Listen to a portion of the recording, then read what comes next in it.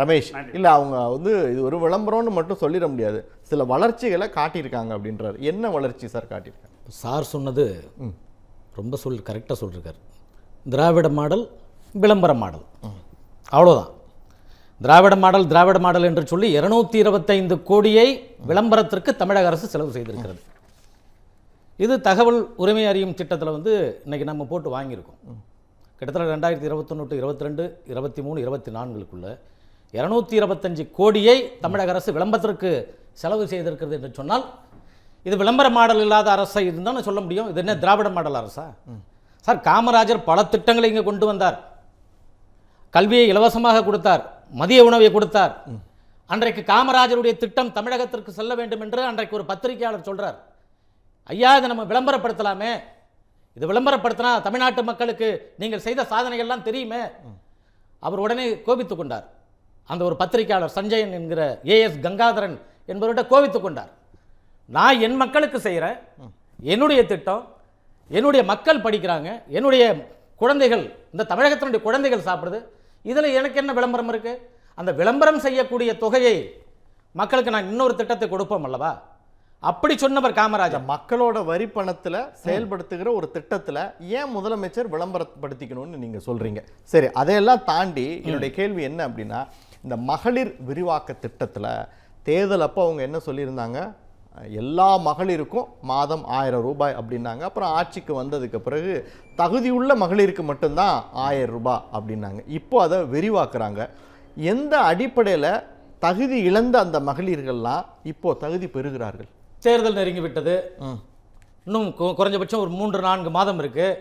இப்போ ஒரு 16,94,000 பேருக்கு கொடுத்தால் அந்த வாக்காளர்கள், அந்த குடும்பத்தை சார்ந்தவர்கள் வாக்களிப்பார்கள் என்பது திமுகவினுடைய நம்பிக்கை. இது ஒரு புறம் இருக்கட்டும். இன்னைக்கு அதை விட அவர் சொல்லிட்டு போனார், அதுதான் ரொம்ப ஆச்சரியம். என்ன சொல்றாருன்னா, திமுக ஆட்சியில் ரொம்ப சுபிட்சமாக இருக்காங்க, இந்த பணத்தை வாங்கி இன்றைக்கு வந்து பணவீக்கம், இதான் எப்படி சொல்றது, பணம் வந்து அதிகரிக்கிறது, பணப்புழக்கம் அதிகரித்து போச்சு இந்த 1000 ரூபாய் கொடுத்து இன்னும் அவர் சொல்லியிருக்கார். இதை எப்படி நான் சொல்லுவதுன்னு தெரியல. ஆனால் ஒரு பக்கம் நீங்கள் 1000 ரூபாய் கொடுத்துட்டு ஒரு பக்கம் டாஸ்மார்க் மூலியமாக அதனுடைய பணத்தை நீங்கள் பிடுங்குறீங்க.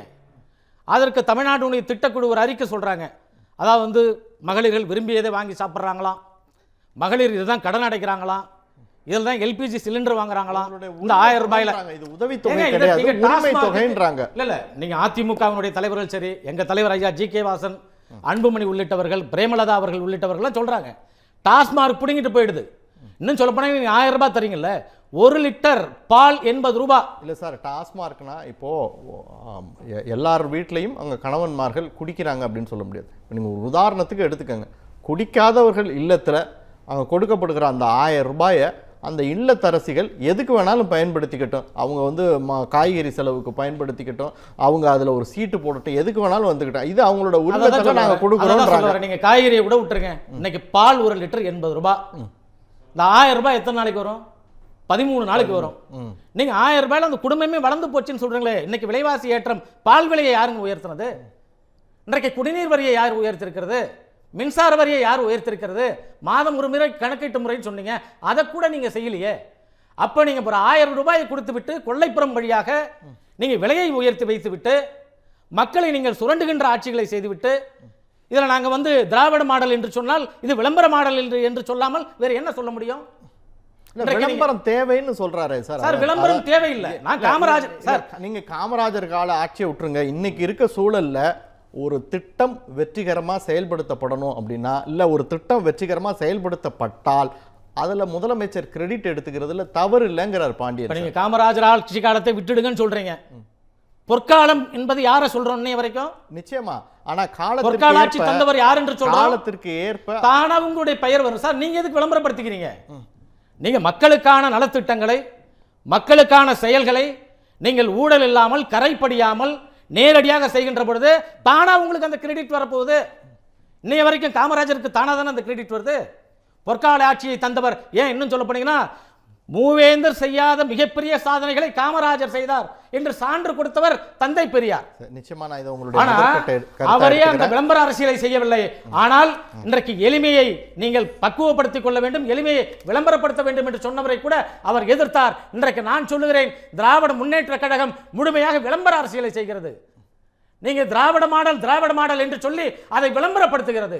இந்த விளம்பரத்தை குறைத்துவிட்டு மக்களுக்கான நலத்திட்டங்களை உண்மையாக உளப்பூர்வமாக செய்ய வேண்டும். நிச்சயமா ரமேஷ் சார், அதாவது பழைய ஓய்வூதிய திட்டத்தை நிறைவேற்றோன்னு சொல்லி தேர்தல் வாக்குறுதியில் கொடுத்துட்டு இன்னைக்கு அரசு ஊழியர்கள் கிட்ட என்ன சொல்றாங்க, நிதி இல்லை அப்படின்னு சொல்றாங்க. இந்த சைடு நிதி இல்லைன்னு சொல்லிட்டு இந்த சைடு மகளிர் உதவித்தொகையை நாங்கள் விரிவாக்கோன்றாங்க. இது ரொம்ப முரணா இருக்குன்றார் அவர். பழைய ஓய்வூதியம் மட்டுமல்ல, போக்குவரத்து தொழிலாளர்களுக்கான ஊதியம். இப்போ அவங்க கூட ஓய்வு பெற்று கிட்டத்தட்ட அன்னைக்கு 60,000 பேர் இருந்தாங்க. இந்த 35 மாதத்தில் அவங்க 95,000 பேராக இன்க்ரீஸ் ஆயிட்டாங்க. அதே போல் இந்த சுகாதார பணியாளர்கள் அவர்களுக்கான தீர்வை அவர்கள் எட்டப்படவில்லை.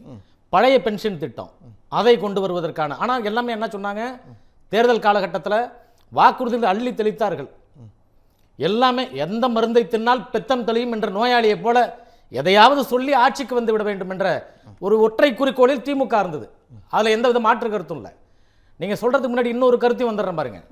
2016 தேர்தல் வாக்குறுதி திமுக வைத்தது, தமிழகத்தில் ஒரு சொட்டு மது கூட நான் ஆட்சிக்கு வந்தால் இருக்காது, முதல் கையெழுத்து நான் தான் போடுவேன் என்று இன்றைய முதல்வர் அன்றைக்கு சொன்னார். கனிமொழி எம்பி அவங்களும் சொன்னாங்க, விதவைகளை உருவாக்குது டாஸ்மாக், விதவைகளை தமிழகம் உருவாக்கி விட்டது, டாஸ்மாக் உருவாக்கி விட்டது என்று அவர்கள் குரல் கொடுத்தார். தலைவர் ஆட்சிக்கு வந்தால் முதல் கையெழுத்து டாஸ்மாக். அதே போல 790 கோடி. நீங்க மதுவுக்கு எதிராக மிகப்பெரிய போராட்டங்களை எங்கள் கட்சி தலைவர் ஜி.கே. வாசன் ஐயா உள்ளிட்ட பல பேர் நடத்தினாங்க. அன்றைக்கு திமுக அதை சொன்னது நாங்களும் வரவேற்றோம். ஆனால் ஆட்சிக்கு வந்த பிறகு அம்மையார் ஜெயலலிதா அவர்கள் நாங்கள் படிப்படியாக குறைப்போம் என்று சொன்னார்கள். ஆட்சிக்கு வந்தார்கள், படிப்படியாக குறைத்து விட்டார்கள். ஆனால் இன்றைக்கு மீண்டும் அது உயர்ந்து விட்டது. இன்னைக்கு நீங்க 75,000 கோடி நீங்க வந்து சட்டம் மூட முடியல. அதாவது அதுக்கு காரணம் என்ன, இவங்க இதுக்கு பின்னாடி திமுக நிர்வாகிகள் சாராய ஆலை ஓனர்களா இருக்காங்க அப்படின்ற குற்றச்சாட்டா, இல்லைன்னா இவங்க மாற்று வளர்ச்சியை தமிழகத்துக்கு கொடுக்க முடியல, வளர்ச்சி அல்லது வருமானம் அப்படின்னா டாஸ்மார்க்கை மட்டுமே நம்பி இருக்கனால இவங்க மூட மாட்டாங்க அப்படின்னு எடுத்துக்கிறது. நீங்க சொன்ன முதல் காரணம் முக்கிய காரணம். ஏனென்றால் மது ஆலைகளை வைத்திருக்கக்கூடிய தொழிலதிபர்கள் எல்லாமே திமுகவை சார்ந்த நபர்கள். அது ஒரு காரணம். மாற்று திட்டம் என்பதை அவர்கள் கொள்கை ரீதியாக எடுக்க வேண்டும். அவர்கள் கொள்கை ரீதியாக எடுக்கல. சரி, அப்படியே டாஸ்மார்க் இருந்து போச்சுன்னா அவன் மட்டும் குடிச்சிட்டு இருக்க போறான், என்ன கேள்வி கேட்க போறான்? இவங்களுக்கு 75,000 கோடி சட்டப்பூர்வமாக வணிகம் நடக்குது. சட்டப்பூர்வம் இல்லாமல் நீங்க சந்து பொந்தல வச்சு விற்கிறான் பாருங்க, அது ஒரு 75,000 கோடி. இன்னைக்கு 150,000 கோடி இன்றைக்கு வணிகம் வணிக சந்தையாக டாஸ்மார்க் மாறிவிட்டது. நீங்க கல்வியை வியாபாரமாக்கிட்டு இன்னைக்கு நீங்க டாஸ்மார்க்கை நீங்க என்ன செய்யுங்க, அதை தனியார் மயமாக்கிட்டு அதை அரசுடைமையாக்கி வச்சிருக்கீங்க. ஆகவே இதையெல்லாம் நீங்க அன்றைக்கு எதிர்த்தீங்க. ஒரு நண்பர் சொன்னார் இன்னைக்கு வரக்குள்ள கூட, ஆட்சி என்றால் அதை எதிர்த்து குரல் கொடுக்கக்கூடிய இடத்துல திமுக வடிவேலு அவர்கள் சொல்லிட்டு வந்தாங்க. கடுமையாக இருந்தது. நான் அதை குறைச்ச மதிப்பிடல. மது கொள்கையா இருக்கட்டும், நீங்க தொழிலாளர்களுடைய கொள்கையா இருக்கட்டும், எல்லாத்துக்கும். ஆனால் அதுவே அவர்கள் ஆட்சிக்கு வந்த பிறகு அதை கண்டும் காணாமல் அந்த காகிதம் போல அவர்கள் தூக்கி எறிவதுதான் இன்றைக்கு வேடிக்கையாக இருக்கிறது. இது ஒரு தேர்தல் அரசியல் தான், எலெக்ஷன் ஸ்டண்ட் தான் அப்படிங்கிற விஷயத்தை அந்த பாயிண்ட்டுக்கு வந்துட்டார் அவர். ஆனால் நான் என்ன கேட்குறேன்னா, தமிழ்நாடு மகளிருடைய அந்த மனநிலை நான் என்னன்னு கேட்குறேன். இப்படி 4.5 வருஷம் கண்டுக்காமல் விட்டுட்டு எலெக்ஷன் டயத்தில் இப்படி ஒரு உரிமை தொகை அப்படின்னு கொடுக்குறனால மட்டுமே திமுகவுக்கு ஓட்டு போட்டுருவாங்கன்னு நினைக்கிறீங்களா சார்? விளம்பர மாடல் அரசியல் மீது மக்கள் நம்பிக்கை இழந்து விட்டார்கள் என்று எதிர்க்கட்சிகள் தொடர்ந்து குற்றச்சாட்டை வைப்பதுக்கு காரணம் இதுதான். நீங்கள் எதை வேண்டுமானாலும் செய்யலாம், ஆனால் மக்கள் மத்தியில் அவர்கள் முன்னாக விளம்பரம் மட்டும் செய்கிறார்கள், சரியான நலத்திட்டங்களை சரியான முறையில் செய்யவில்லை என்பது அடித்தட்டு மக்களுக்கு, கிராமப்புற மக்களுக்கு, பட்டி தொட்டி எல்லா இடத்திலும் தெரியும். நீங்கள் வெல்லும் தமிழ் பெண்கள்னு சொல்கிறீங்க, வரலாற்றை திருத்தி எழுதுகின்ற திட்டம்னு சொல்கிறீங்க, மகளிருடைய முன்னேற்றம் சொல்கிறீங்க. நீங்கள் மதுக்கடைகளை மூடிட்டு சொல்லுங்க, இதெல்லாம் பெண்களுக்கு எதிரானதில்ல. இன்றைக்கு ஒரு 2-3 நாளுக்கு பாளையங்கோட்டையில் கூட மாணவிகள் கூட பள்ளி அறையிலே குடித்ததாக செய்தி வருகிறது. இப்படி அது போதைப் பொருள், மது போன்றவைகள் எல்லாம் இன்றைக்கு மாணவர்கள் அளவுக்கு கூட கிடைச்சிருக்கு. நீங்க ஒரு 20-30 வருடத்துக்கு முன்பாக, 40 வருடத்துக்கு முன்பாக என்ன சொல்ல வரீங்க?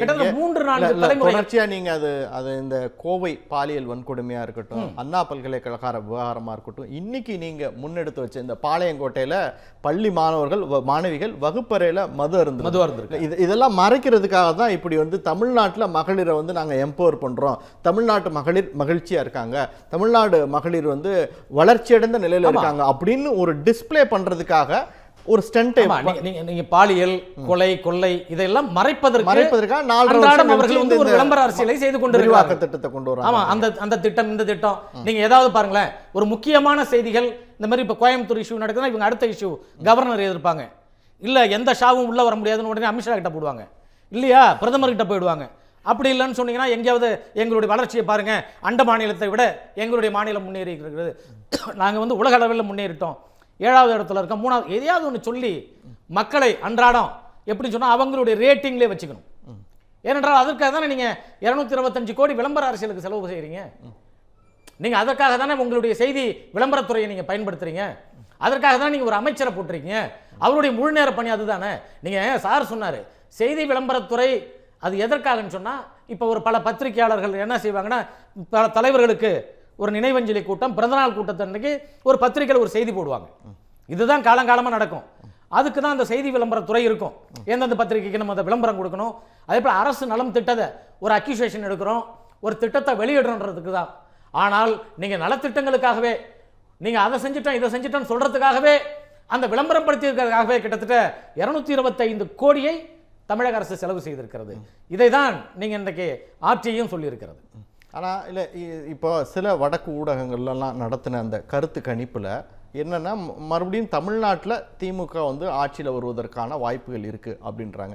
இப்போ இவங்க வளர்ச்சியே கொடுக்காம மக்களை மட்டும் ஏமாற்றி இந்த கடைசி நேரத்தில் 4.5 வருஷம் காலத்தில் வந்து ஒரு 1000 ரூபாய் கொடுத்துட்டு அது மூலம் மட்டுமே ஒரு ஓட் பேங்கிங்கை தக்க வச்சுக்க முடியும்னு நீங்கள் எப்படி நினைக்கிறீங்க? இல்லை சார், கருத்து கணிப்பு ஒரு பக்கம், தேர்தலில் வந்து முன்கூட்டி ஒரு கருத்து கணிப்பு ஒரு நிலை இருக்கும், தேர்தலுக்கு பிறகு ஒரு நிலை இருக்கும். கருத்து கணிப்பை நம்ம வச்சு கணக்கிட வேண்டாம், அது பல காலகட்டங்களில் பொய்த்து கூட போகிறது. ஆனால் இன்றைய காலகட்டத்தில் எதிர்க்கட்சிகள் சற்று வலுவிழந்திருக்கிறது. சரியான முறையில் இன்னும் கூட்டணி அமையவில்லை என்பதற்காக திமுக வெற்றி பெறும், ஆகவே நாங்கள் கூட்டணி கட்சியாக இருக்கிறோம் என்று அவர்கள் கற்பனையோடு இருக்கிறார்கள். ஆனா இன்னொன்று சொல்லுகிறேன், திமுகக்குள்ள இருக்கக்கூடிய கூட்டணி கட்சிகளிலும் பல அங்க குழப்பங்கள் இருக்கிறது. அந்த குழப்பத்தை அவர்கள் நிவர்த்தி செய்து வரட்டும், பிறகு நாம் பார்த்துக்கொள்ளலாம். 13 years of trust, a revolution of gratitude, 100% assured appreciation with gratitude. G Square oda 13th year anniversary offer plot villa apartment எது புக் பண்ணாலும் 25 வருஷத்துக்கு பவர் இருக்கும், ஆனா EB bill இருக்காது. Up to 5 kilowatt solar panels with no additional cost ஓட கிடைக்கும். Zero EB revolution. To book call 8939710009.